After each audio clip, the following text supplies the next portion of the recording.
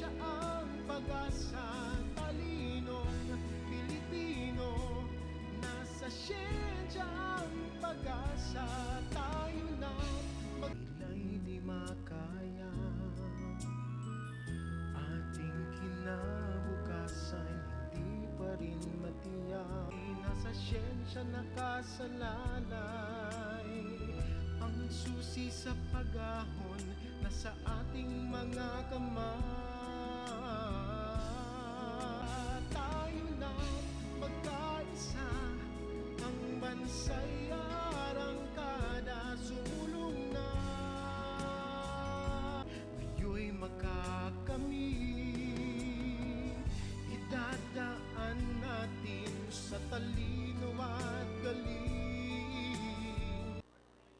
Magandang buhay po sa ating lahat. Welcome to the Science and Technology Forum under the leadership of the Department of Science and Technology in collaboration with the Regional Development Council of Caraga Region. In the midst of everyone's safe travel and good health, in everything we do, we must invoke God's presence in our midst. May I request everyone to please stand for our invocation and national anthem to be led by the Caraga State University's pride, the Butuan Ensemble.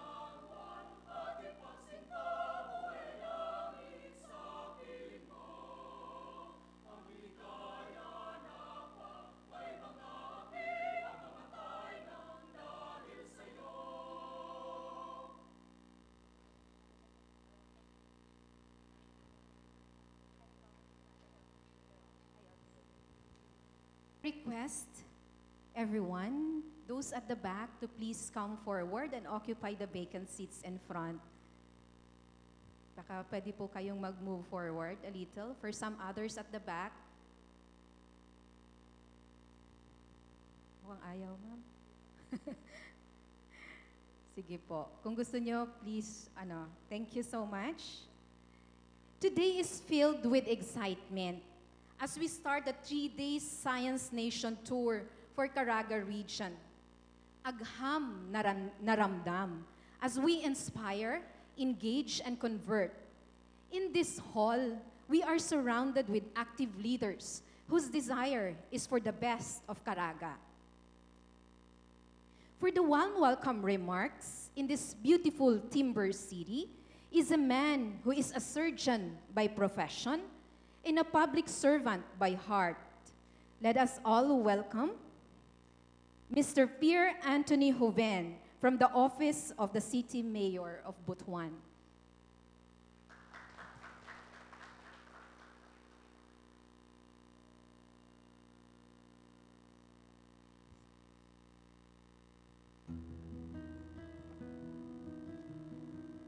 To Secretary Mario Montejo, sir. To Governor Sol F. Matugas, ma'am. To Director Dominga Malyonga. To Director Myla Faye Aurora Carino. To Dr. Weng Varela, and to all the presenters of this forum, guests, ladies and gentlemen, good morning. In behalf of the City Government of Butuan, may I convey to you the message of Mayor Ferdinand M. Amante Jr. Today is certainly the best time for Butuan and Caraga region to express our heartfelt gratitude to all the good things happening in our midst through the Department of Science and Technology. DOST, thank you for investing your trust and confidence in Butuan City and Caraga region. We must have projected so well in all our endeavors to serve our people. Hence, these services to us. The development of hybrid weather monitoring system and production of weather and rain gauge automated stations. In gratefulness, we wish to welcome you all to this beautiful city, who is deep in its efforts to glorify the people by way of services which ensure its holistic development spiritually, academically, physically, technologically, and economically.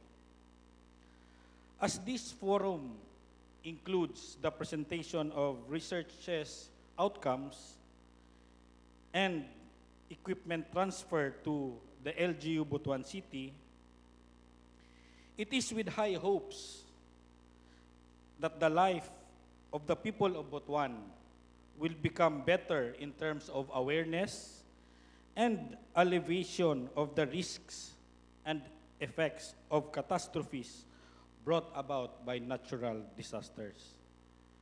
There's no other best way of averting the negative impacts than to be aware of its risks and one's capacity to fight on the outset.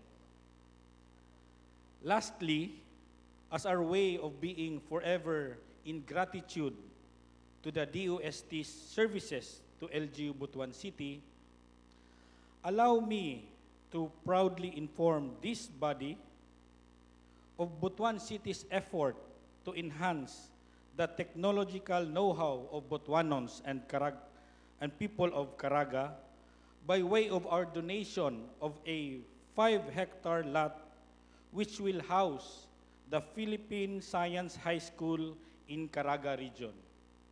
To date, the Philippine Science High School is warmly accommodated at the Caraga State University campus, now on its 2nd year of operation. We shall be looking forward of seeing you all at the new Philippine Science High School campus in a year's time. At this point, I am confident The young students of today will be giving their best, and all just to be accommodated at the Philippine Science High School for two reasons: enhancing their capacities and for the pride of being part of the institution. With that, with all the warmth in my heart, let us welcome ourselves to this common endeavor of improving the lifestyle and to welcome a common goal of development. End of quote. Thank you and good morning.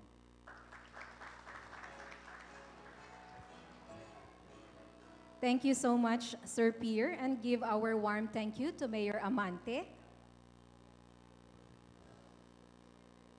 For the introduction of guests, participants, and the presentation of this forum's rationale is a woman who makes excellence a lifestyle and satisfaction of clients a mission in life. Let us all welcome the energetic lady behind the three-day activities, Director Dominga Inday Malyonga.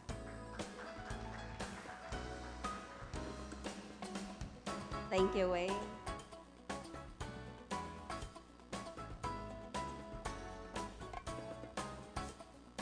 My respects to the personalities at the head table.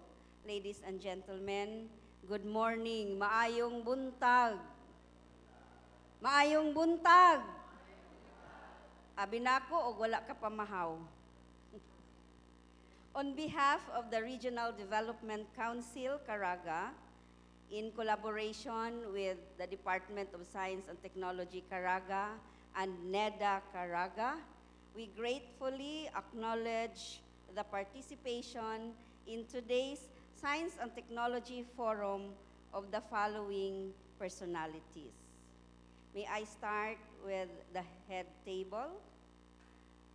Of course, we have our guest of honor, walang pabor-pabor, our Department Secretary, Honorable Engineer Mario G. Montejo.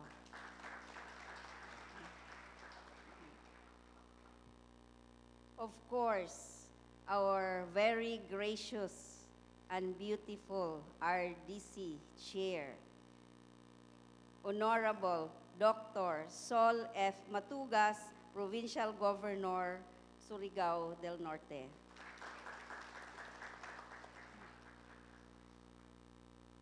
We have Dr. Carol M. Yorobe, our Undersecretary for Regional Operations of DOST. Si Ma'am Carol, dili malibak ha, kay Bisaya si Ma'am Carol. Of course, we also have our Assistant Secretary of DOST on Climate Change and Disaster Risk Reduction. We have ASEC Raymond Liboro.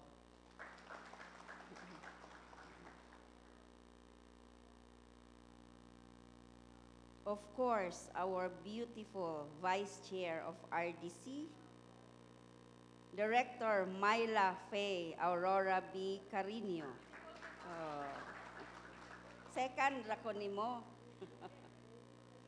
We are honored with the presence of Mr. Romel Reyes, Committee Secretary of the Science and Technology Committee of the Lower House. We also have at the head table our very own MC, the Campus Director of PSI Caraga or Philippine Science High School, Dr. Rowena Gonzaga.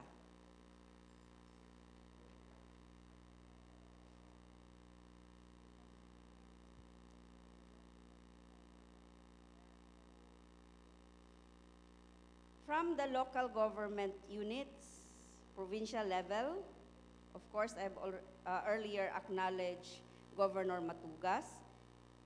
Honorable Johnny T. Pimentel of Surigao del Sur is ably represented by Mr. Abel de Guzman.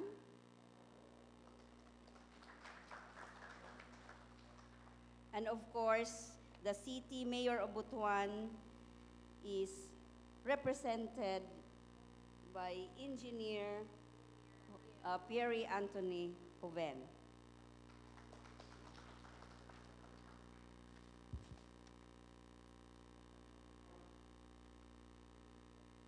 From the regional line agencies, we have Engineer Ramil Sanchez representing RD Maricar Casquejo of CHED. We have Mr. Romeo Castillo representing RD Ragandang of DAR. We have Director Rebecca V. De La Puz of the Department of Education. We have Mr. Jason Ryan Lam representing Director Famation of the ILG. We are joined also by RD Jancy Cañete of DOLE. Here with us is the ever-busy Director of DSWD, Director Minda Brigoli. We also have Ms. Tita Maria Rodriguez of the Presidential Management Staff. Director Sunico of TESDA is represented by Lisa B. Butuan.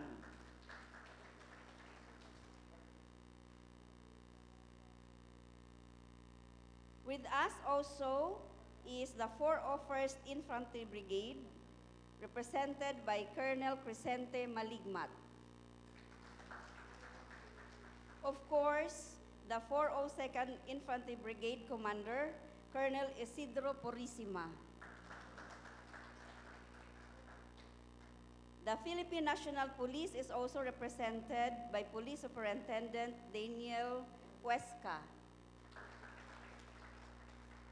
The National Intelligence Coordinating Agency is represented by Mr. Marco Lopez.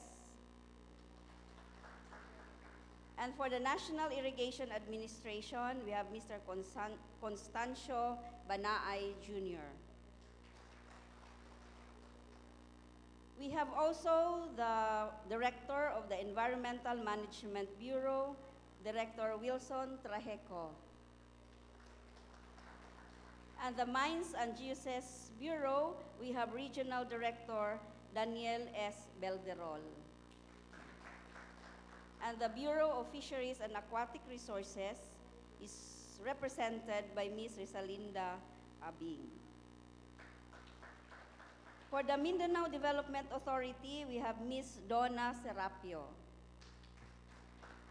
For the National Commission on Indigenous People, we have Mr. Andrew Salas.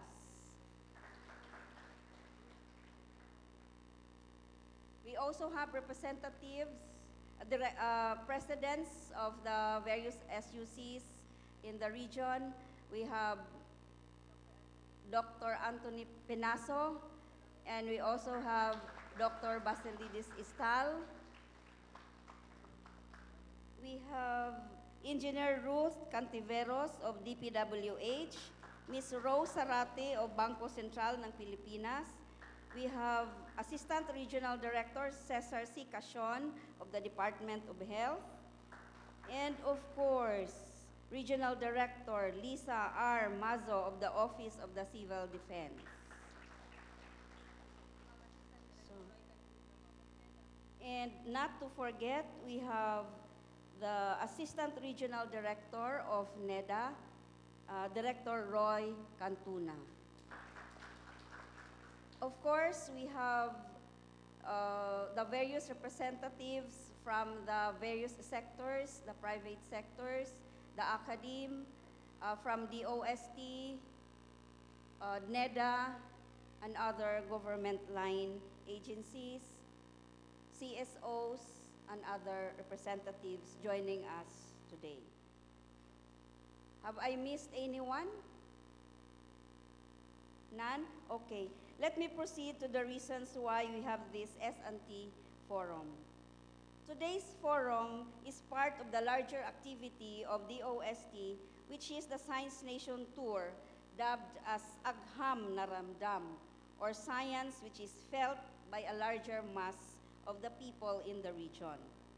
The tour is not just a mere caravan of DOST services, but a road show where we inform, disseminate, communicate, and share with the public about research initiatives, new technologies, programs, and projects with science, technology, and innovation content so that more students, the youth, the micro, small, and medium enterprises, the LGUs, civil society organizations, communities, and the general public will come to appreciate and be inspired by what we hear, see, and experience.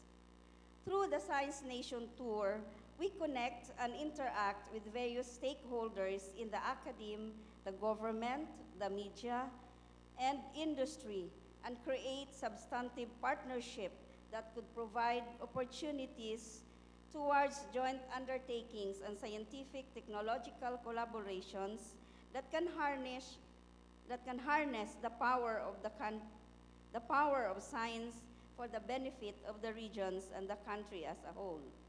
We underscore the role of the media in helping us bring the good news to our people.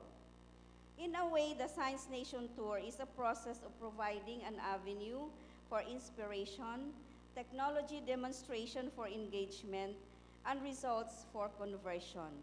In short, the roadshow provides IEC, which means inspire, engage, and convert people to adopt science, technology, and innovation as a way of life. Sometimes the views of local constituencies are more important to planners, workers, and to political leaders than research from scientists, which pose a challenge for the scientific community how to reconcile science and technology contribution towards an informed and evidence-based decision and policy making, and ultimately to human well-being and the profit motive in a free enterprise system. Science and technology respond to the needs of society, and both are game changers. Significant reductions in poverty and improvements in the quality of life are made possible through advances in scientific and technological knowledge and application. This kick-off activity of this 3D event, which is the Snt Forum, jointly sponsored by RDC, Caraga, DOST, and NEDA, will bring to the floor the R&D initiatives of our SUCs and the various teams for public discussion. We also would want to know what our regional leaders, managers, the academe and industry, and the general public think about research topics and its findings or outputs.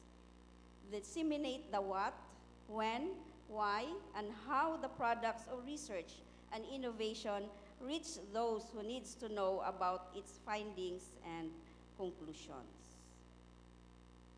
So before I end, please allow me to briefly announce the activities after the forum or activities of the 3-day Science Nation Tour. After this activity, we'll have the launching of the Starbooks. So what is Starbooks? This stands for Snt Academe Research-Based Openly Operated Kiosk System, or it's a computer with a database of information, an information portal which we can access without the use of connectivity. So Starbooks will be launched this afternoon at Robinson's Mall Atrium. Then we have a recognition of 3 science ambassadors, one of whom is in front of us. We will announce that later. And the Scholars' Night, also tonight. Tomorrow, we'll have the launching of the Smarter CEST in Habonga. Again, what is CEST? CEST is another program of the DOST, which is initiated by our department secretary himself. This stands for Community Empowerment through Science and Technology. So we have several components of this program. We have 5 entry points. We have health and nutrition, water and sanitation, education and scholarship, livelihood and disaster risk reduction. So that will be launched in Habonga, including our flood models, which are being generated by the Caraga State University as part of the DOST-STII shared funded project on Field LiDAR project. After Habonga, we will go to Higakit, Surigao del Norte for the blessing and inauguration of the complementary food manufacturing plant. This particular food plant manufactures baby food. This is in response to our problems of nutrition in the region. So there are baby food plants being produced, and we also have Nutri-Curls. So instead of buying chippy, we can substitute that with our Nutri-Curls. The formulation is provided by FNRI of DOST. After that, we'll have a stakeholders night. We also invite everyone to join us to discuss issues and concerns related to science and technology. And then on Friday, we'll have the launching of the Better Minds project, or the field testing of the gold and copper processing plant in Del Pilar, Cabadbaran City. This is in response to the need to support our small miners. We want to help them so that the way they process gold and copper will not be as hazardous to their health as it is now. So this particular technology do not use mercury and cyanide. That is why we say that is environment friendly. And after the groundbreaking in Cabadbaran City, we'll have a site visit to the new PSHS site at the Butuan CIty Regional Center. So we invite everyone to join us in these activities. Thank you and magandang buhay.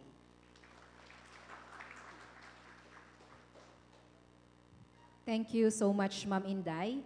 It is the effort of the DOST and the RDC making Snt innovations accessible and be enjoyed by everyone in Caraga.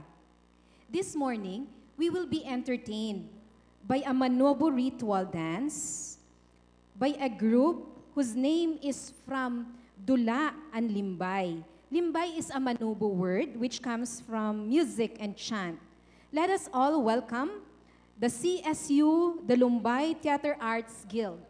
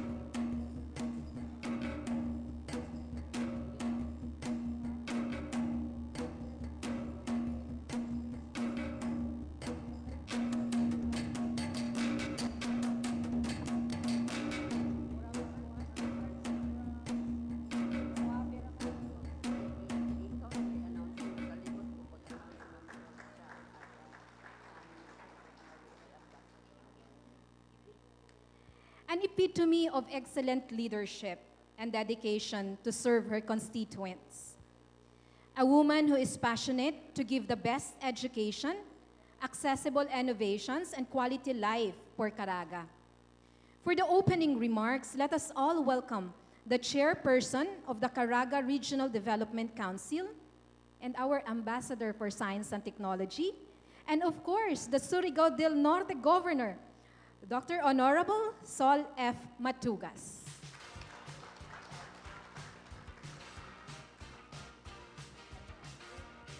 Thank you very much. Grabe, Ambassador. Good morning, everyone. How are you today? I hope you're all eager and excited to look forward to a beautiful and productive forum. Let me greet our dignitaries today, headed by the Honorable Mario G. Montejo, Secretary of the Department of Science and Technology. With him is Dr. Carol Yorobe, Undersecretary. We also have Raymond Liboro, Assistant Secretary. We have the Legislative Committee Secretary of Director Dominga Malyonga, our very dynamic Regional Director of Caraga Region. Thank you, congratulations. And I'm sure she is the most beautiful director in the country of the Department of DOST. Wala nang kapantay. We have also our dynamic, the most intelligent NEDA Caraga Regional Director, Myla Faye Aurora B. Carino. Complete, huh? Yeah. Of course, our city mayor, represented by Honorable Neri, am I right? Pierre Hoven, friends from the province of Agusan del Sur, my colleagues in the academe, and all the dynamic members of the Regional Development Council, the regional directors over there, thank you for coming. And all our friends and enthusiasts, science enthusiasts of Caraga region. Marajaw na buntag, that's my language. Madjaw na buntag sa mga taga Caraga region. You know, somebody said, how do you measure love? Unsa daw ang measure ng love? And then a quick answer was given by a gentleman. Time is the only measure of love. You always give time to something you love most. And this is what is manifested to us by the Honorable Secretary of coming over to Caraga region. He woke up very early because of the early flight, because your trip here is so historic, because this is the first Science and Technology Forum we ever had in this region. And you set the trend of coming over, letting us know that science is indeed a very important field in achieving inclusive development. Somebody said, the best way to predict the future is to create it.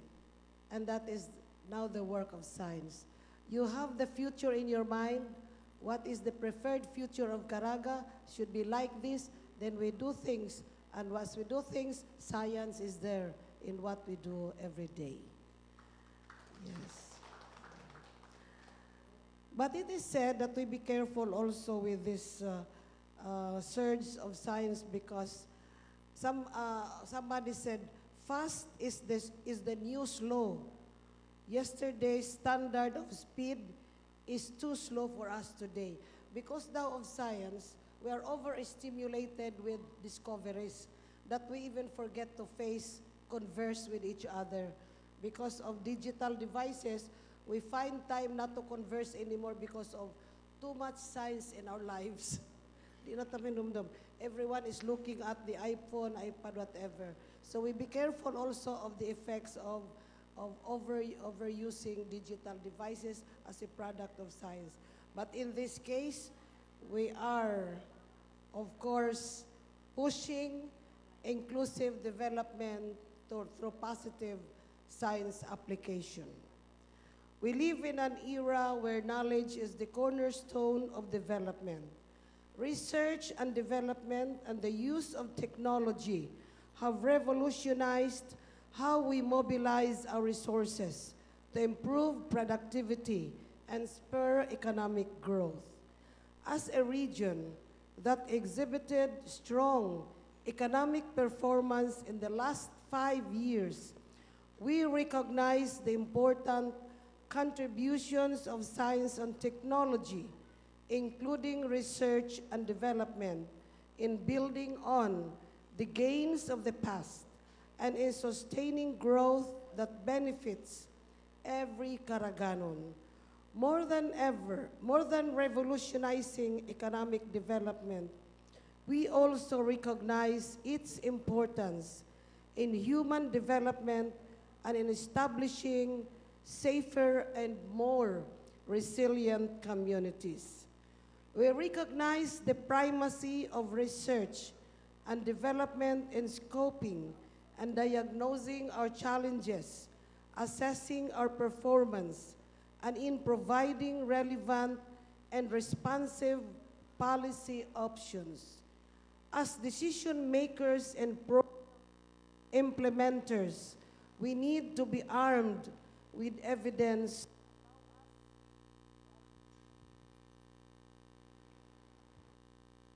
to allow us to deliver our respective mandates effectively and efficiently.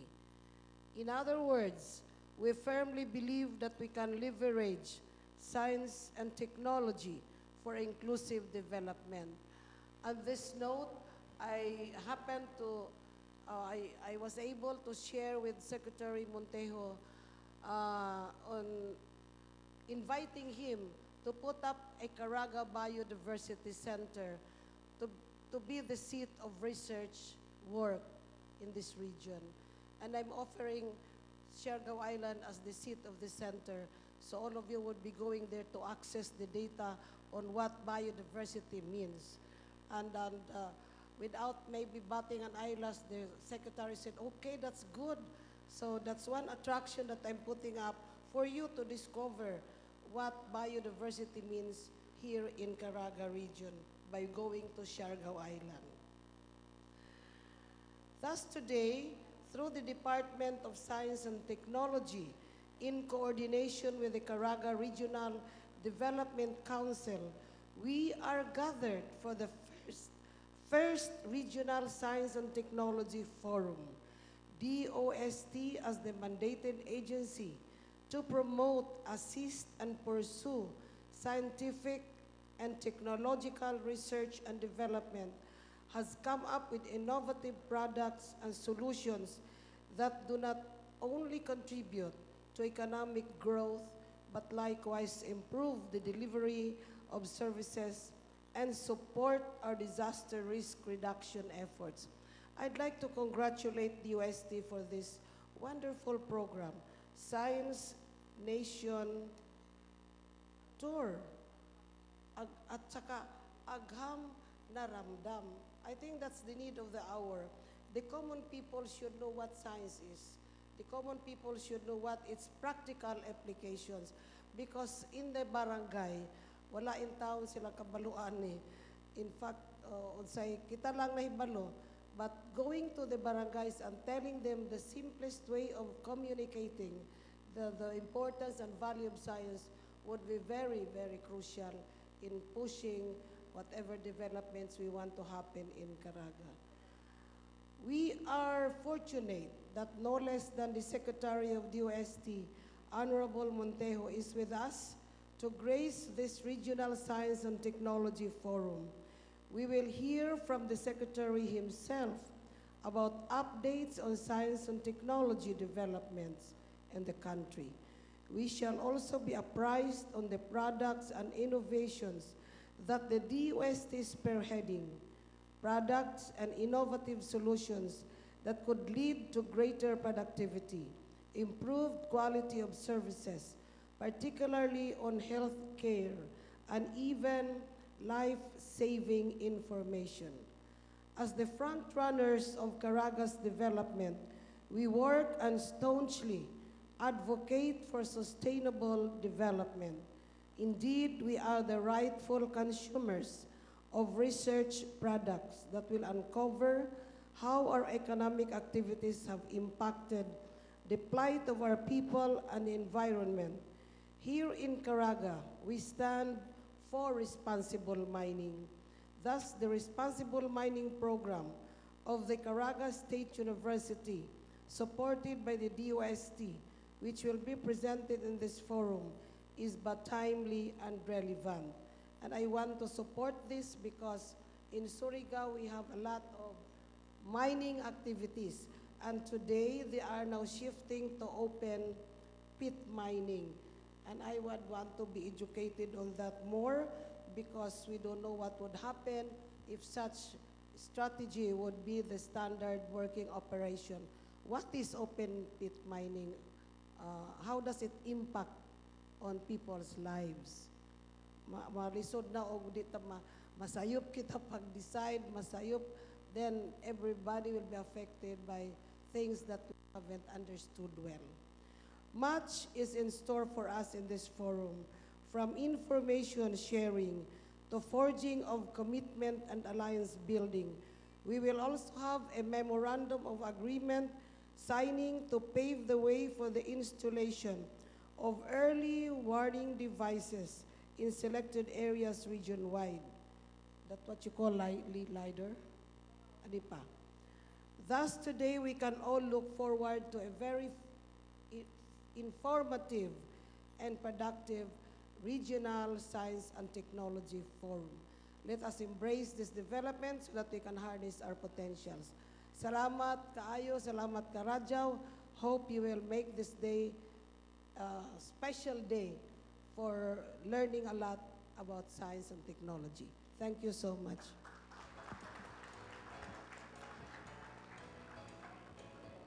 Thank you so much, Madam Governor Sol, for your unwavering support to DOST and Caraga region. To introduce our keynote speaker is once a DOST scholar and live up to the DOST core values of excellence and dynamism in her hands-on leadership. Let us all welcome the very active Regional Development Council Vice Chairperson and NEDA Director, Ms. Mylafe Aurora B. Carino.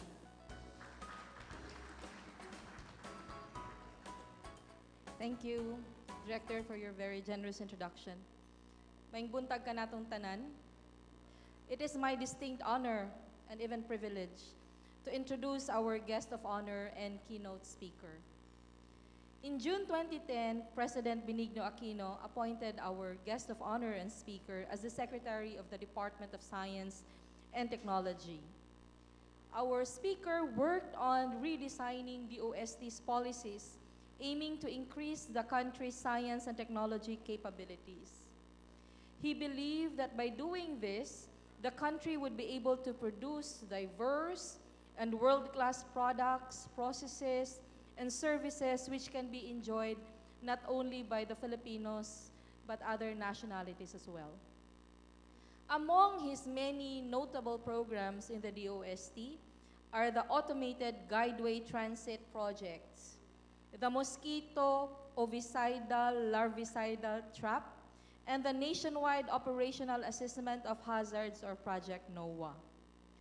Our keynote speaker graduated from the University of the Philippines, Diliman, with a degree of Bachelor of Science in Mechanical Engineering. He was a recipient of the 2011 Distinguished Alumnus in Science and Technology Award, which was given by the UP Alumni Association, and was also recognized as one of the 100 outstanding alumni engineers of the century lang naman by the UP College of Engineering during the UP Centennial celebration in 2010. He was also awarded the Gold Medal for Creative Research by the Filipino Inventor Society Incorporated. Prior to his entry in government, he served as technopreneur president of Northwest Steel Incorporated and Treetop Adventure Philippines Incorporated, which specializes in ecotourism theme parks. All in all, his solid background in design and innovation spans 22 years, during which he came up with a number of significant inventions. The first locally made GSM-based water level sensor and rain gauge for flood monitoring and forecasting. The first locally fabricated equipment for making water well screens and manufacturing steel pole, which was accepted by Meralco, Napocor, and NEA. The first locally developed robotic car park in Frontera Verde, Chindisetas, and the very first motorized zip line in the world are just a handful of his many inventions. Since his appointment in 2010, our speaker has reshaped DOST policies that now define its focus and development programs to address pressing and persistent national problems, develop appropriate technologies to create growth in the countryside, improve industry of competitiveness, and enhance delivery of government and social services. He also aims to work on the important role of information and communication technology towards a smarter Philippines. His motto, "Local technology works," affirms a belief in the creativity of Filipinos, particularly the Philippine scientific community. Ladies and gentlemen, please help me welcome the Honorable Secretary of Science and Technology, Engineer Mario G. Montejo.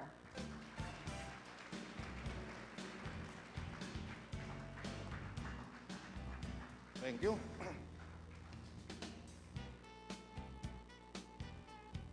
Honorable Governor,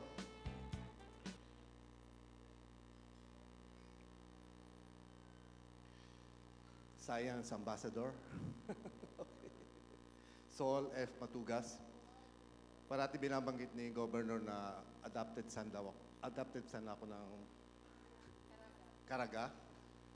Si Governor din ay adopted daughter of Region 8, wherein I came from.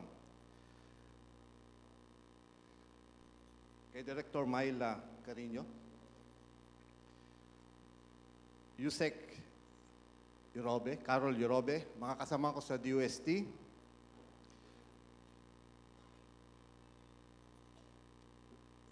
City Mayor, Butuan CIty, represented by Mr. Pierre Anthony Hoven,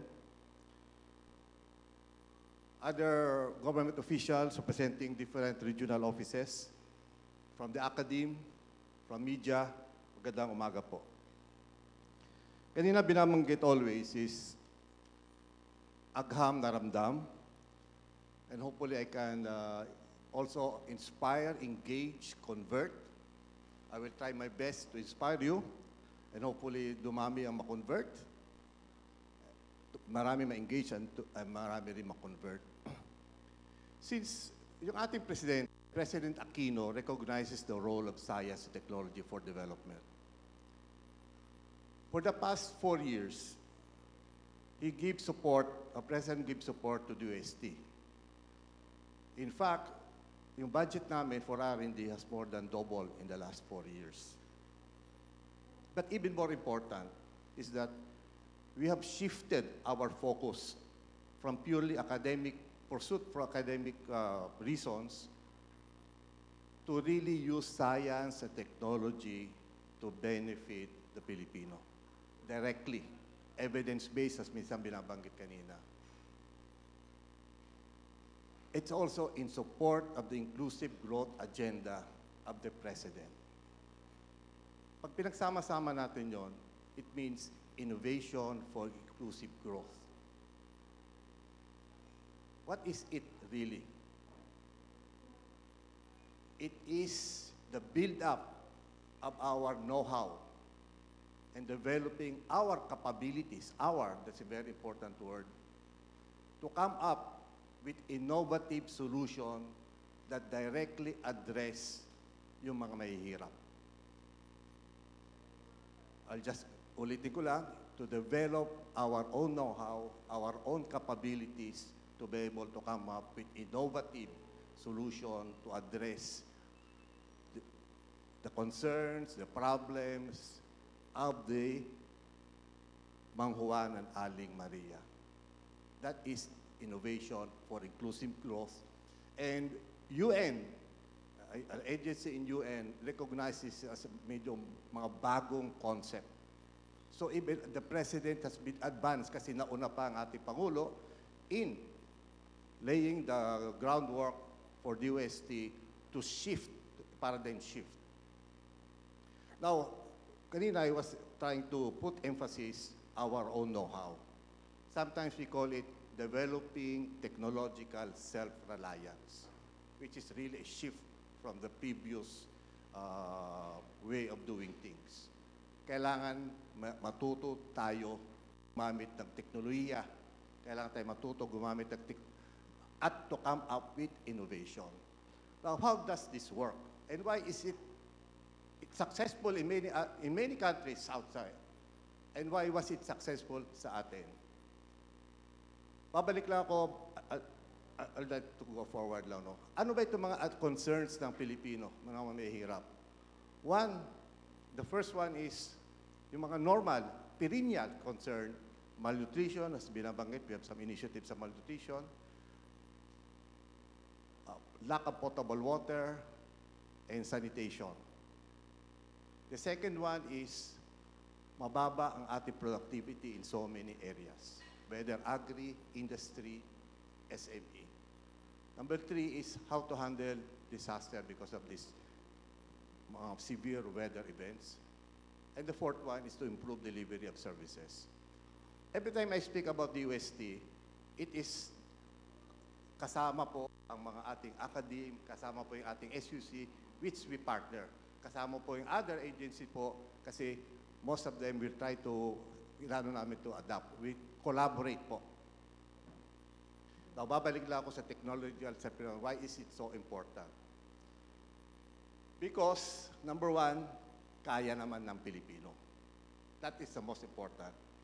Number two, it saves time and it saves cost. One of the more popular, more visible program po ng this administration is Project NOAA and the DREAM. This is where ginamitan po natin ang technological self-reliance.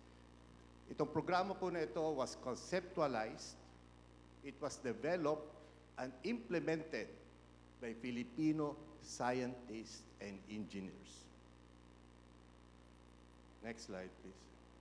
Ano ba Project NOAA? It is the answer to an instruction of the President na dapat magkaroon ng 6-hour early warning ang mga Pilipino along the 18 major river system, at least 6 hours.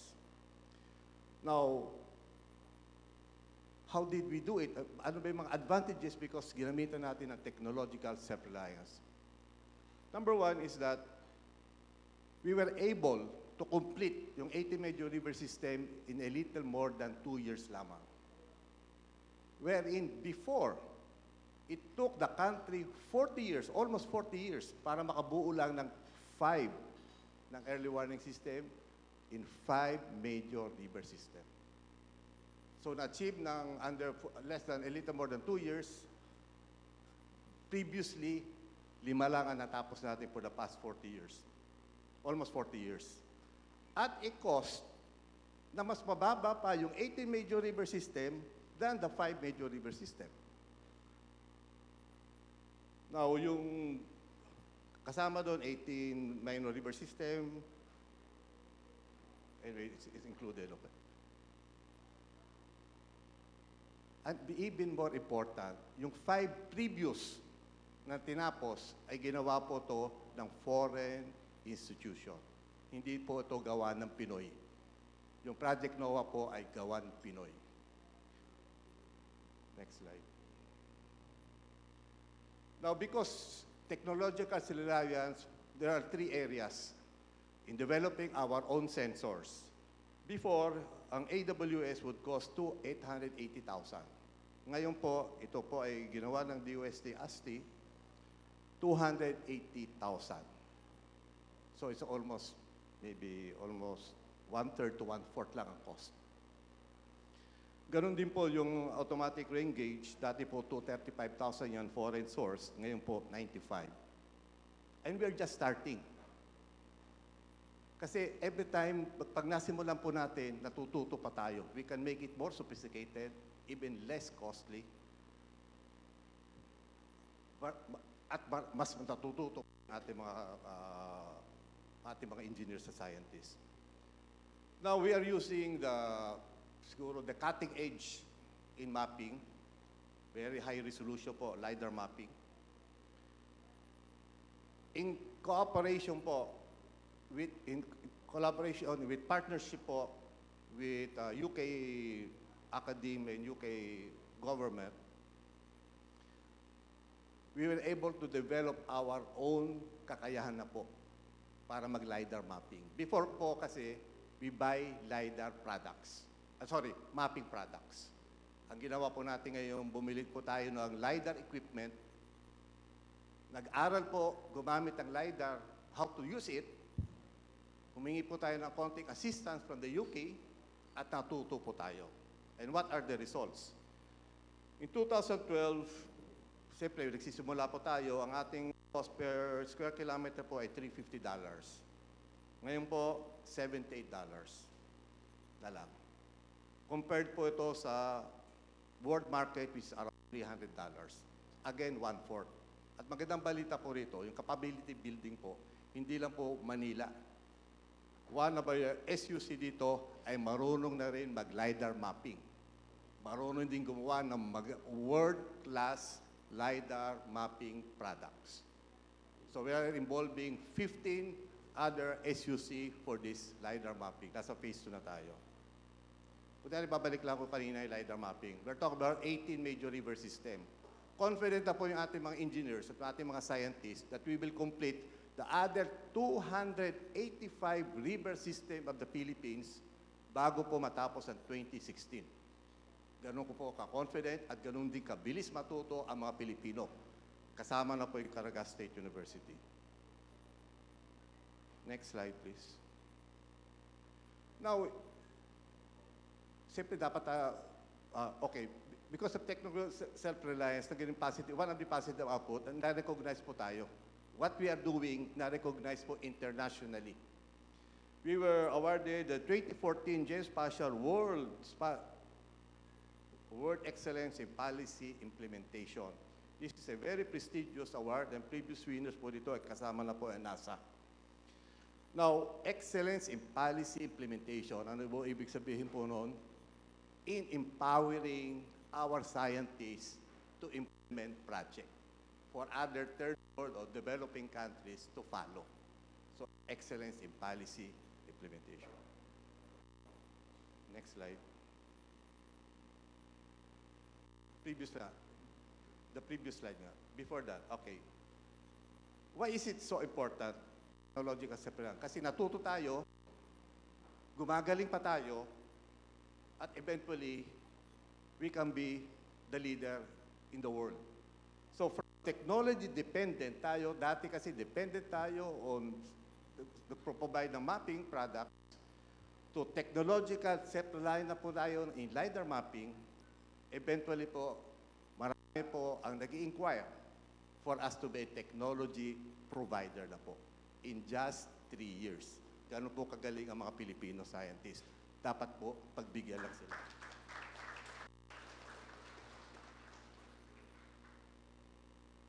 Next slide.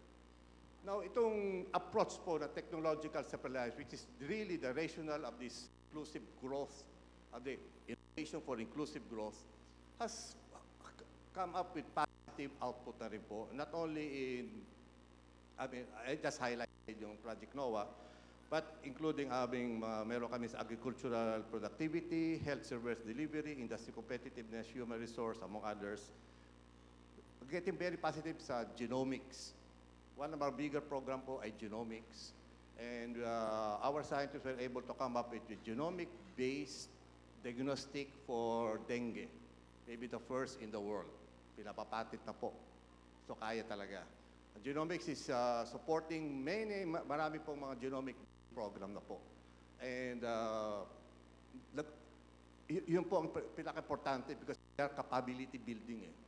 Nagbubunga po, nagsasanga-sanga na po, coming from the single expanding source of know-how, including investment also facilities. So marami na po sa genomics.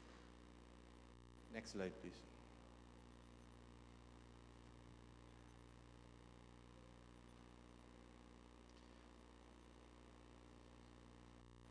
Babalik lang po ako ng inclusive growth. How do we address, how can science technology po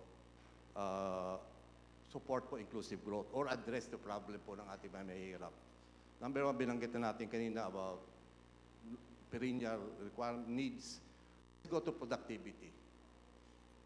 Productivity po, how can science and technology spur economic activity in the countryside? That is the aim po, that is the major aim po ng gobyerno po natin. Magkaroon po ng economic activity in the countryside.